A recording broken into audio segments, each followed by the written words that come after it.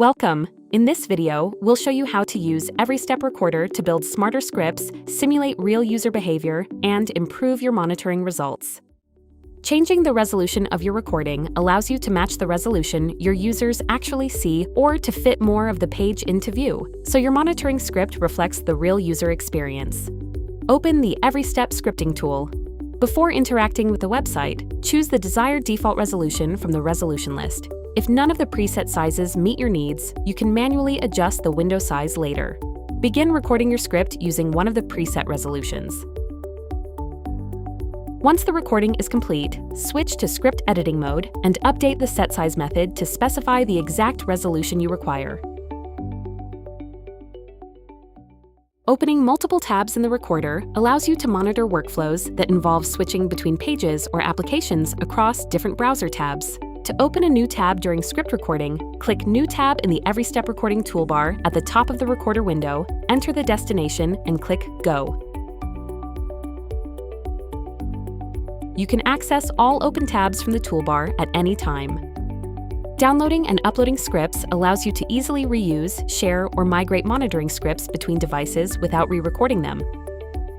To download a recorded script, on the recorder toolbar at the top, locate the Options menu and select Download Script. The script will be saved to your computer in an EveryStep compatible format. To upload a script, start by creating a new multi-step journey device. In the URL input pop-up, open the Options menu. From here, you can either import a script from another device or upload one from your computer. Select Upload Script, choose your saved file, and once uploaded, the script will be available for editing in the EveryStep Recorder. Commenting or re-recording in the middle of a script lets you update or replace specific steps without affecting the rest of your monitoring workflow. Open your script and switch to Edit mode. Locate the section you want to replace and remove the lines you no longer need. Next, comment the portion of the script that follows this section. Commented lines are ignored during playback, which allows the recorder to resume from the last active line. Start a new recording session and record the updated steps.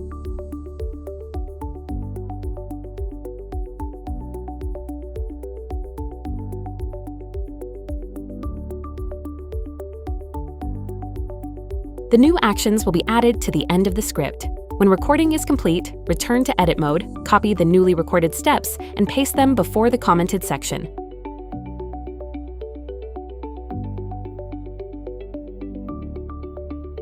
Finally, remove the comments so the remaining script lines become active again, and save the updated script. Continuing recording at the end of a script lets you extend an existing monitoring workflow, build longer multi-step scripts more efficiently, and verify previously recorded actions before continuing or correcting and re-recording as needed. Open your existing script in the EveryStep scripting tool. Click the Record button and select the option to continue recording. Perform the actions you want to record next.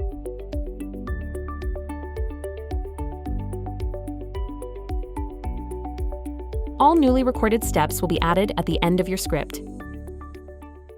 Using code snippets allows you to save and reuse common actions, like logging in or generating random data, so you can quickly build consistent monitoring scripts without re-recording the same steps every time. Start recording a new script. When you reach the sequence of actions you want to save as a snippet, open the Snippet menu and select Begin.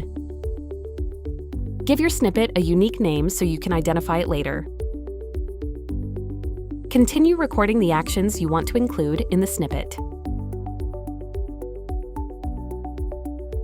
When finished, open the Snippet menu again and select End to stop capturing.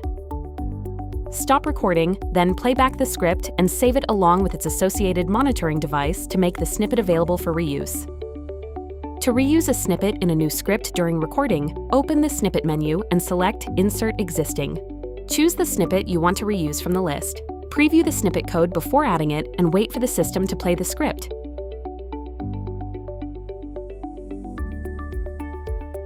Once the snippet code has been played and recording starts again, continue recording user actions as usual.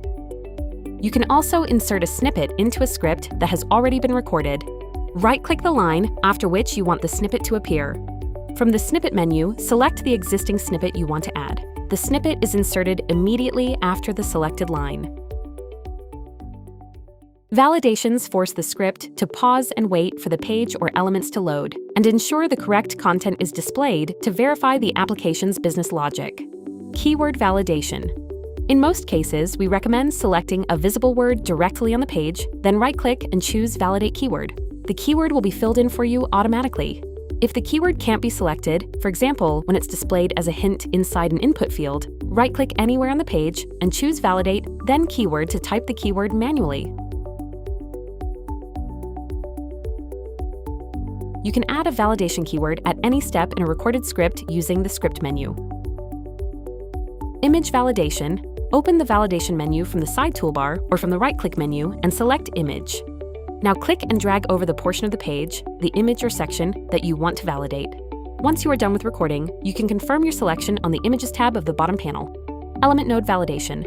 On the target web page, locate the specific HTML element you want to validate, for example, a button. Right-click that element, and from the context menu, choose Validate HTML element.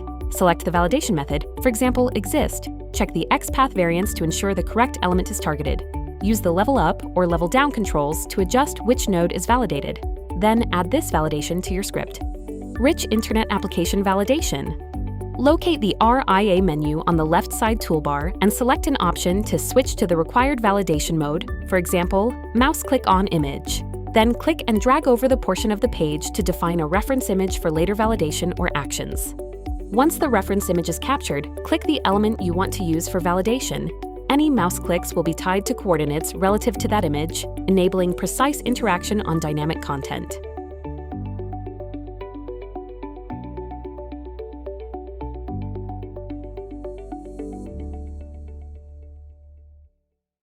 Changing the starting URL of your script allows you to run the same script against different environments, such as test or production, without re-recording the entire user journey. Open the existing script in the EveryStep Recorder. Click the Go To step and update the URL parameter to the required address. Update the script to apply your changes. Setting up variables as context parameters lets you easily reuse and update dynamic values like search terms and validation keywords without re-recording your monitoring script. Any user-provided value in a script can be converted into a context parameter. For example, to convert a phone number filter that was set during recording, locate the corresponding type text method and select it. From the Variable menu, choose Convert to Context Parameter. Assign a parameter name, and update the value if needed. Save your changes. The context parameter is now added to the script. To convert a keyword used in a keyword asserts line, first, select the keyword asserts method that contains the keyword you want to convert. Next, choose Convert to a context parameter. Name the parameter and save your changes.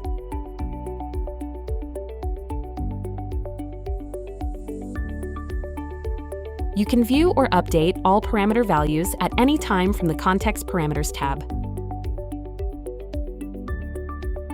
If you need to change both the parameter name and its value, convert it to a string first.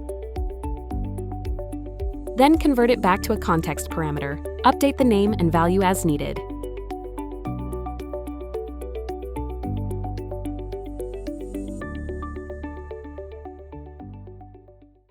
Recording a file upload is useful when your web app workflow includes submitting documents or attachments and you need your monitoring script to reliably upload a file during playback. First, ensure the file you want to upload is available at a publicly accessible URL and does not exceed 100 megabytes. Start recording your script and navigate to the point where the file upload is required. Click the button that opens the File Upload dialog. In the Upload Files window, provide the external link to the file. The file will be downloaded to Dotcom-Monitor cloud storage. Once the file is downloaded, its name will appear in the list. Select the file and click Done. The file will be uploaded automatically to the chosen storage. Add a keyword or image validation to confirm the upload completed successfully. After recording is complete, find the Open File Dialog Handler step and add a delay immediately after the upload action to allow additional time for the upload to finish. Recording key up, key down, and enter actions lets you accurately script keyboard-driven interactions like navigating drop-down lists that can't be captured with mouse clicks alone. To record keyboard actions such as key up, key down, or enter, start key and mouse RIA recording in EveryStep Recorder. Click the target drop-down element, then perform the key actions you want to capture. For example, press the down key multiple times and then press enter. When finished, stop the RIA recording and continue recording the script as usual. The recorded keyboard actions are automatically added to the script and can be reviewed or edited later by switching to editing mode.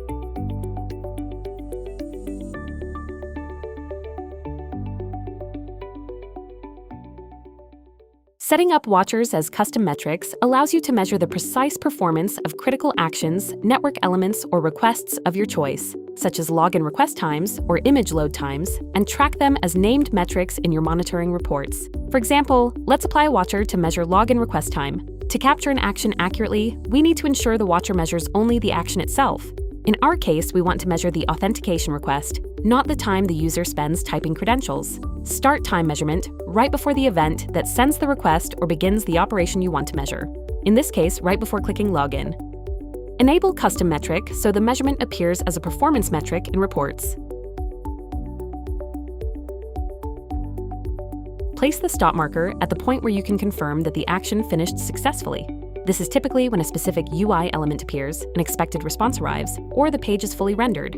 We will add keyword validation for this purpose here. Now we will stop the watcher and continue recording the rest of the script. To add a watcher to an existing script, for example, to measure CSS load time, right-click the line where the measurement should start and add a network time watcher. Set the URL mask, enable custom metric, and don't forget to stop the watcher.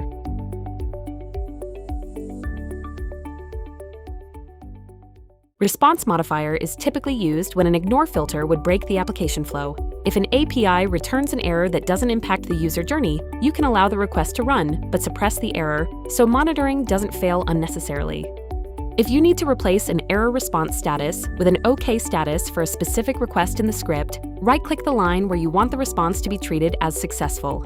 Select Network, then Response Modifier, and choose the OK modifier type. For this example, we create a rule that matches any request with the URL that falls under the example .com path and replaces the original HTTP404 error with an OK status during script playback.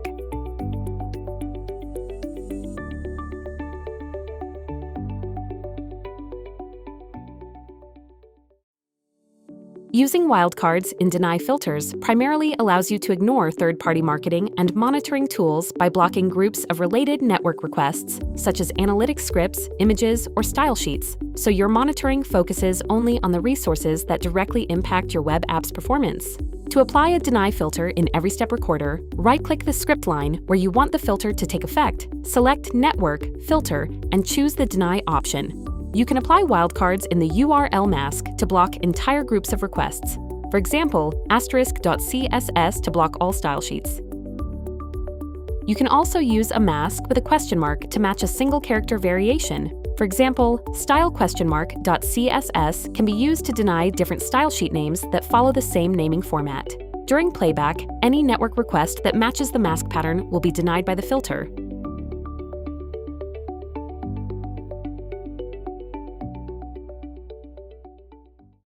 Setting up a Lighthouse step for an internal page lets you track Lighthouse scores as custom metrics and measure key performance indicators like total blocking time, largest contentful paint, and cumulative layout shift for your application pages.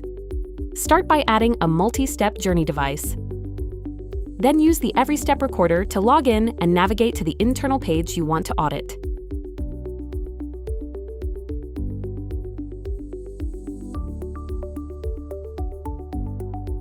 Stop recording, play the script, and check for errors. In the script editor, right-click the line under the navigation step for the page you want to audit and select Lighthouse Report, making sure the correct page tab is selected for generating the report. Choose the Lighthouse metric you want to monitor and set the error thresholds. If you want to track the Lighthouse score as a custom metric, enable the Custom Metric option. Save the audit settings and save the script.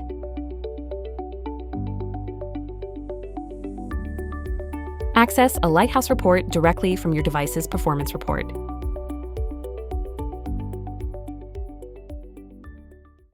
Handling basic authentication and self-signed certificates allows your monitoring script to automatically pass security prompts during navigation, so protected pages or internal applications can be tested without interruption.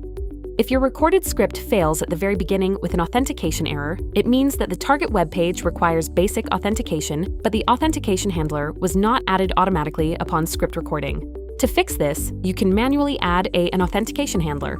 After the step where authentication is needed, right-click the script line, select Dialog Handler, Authentication, and enter the required credentials so the script can supply them during replay.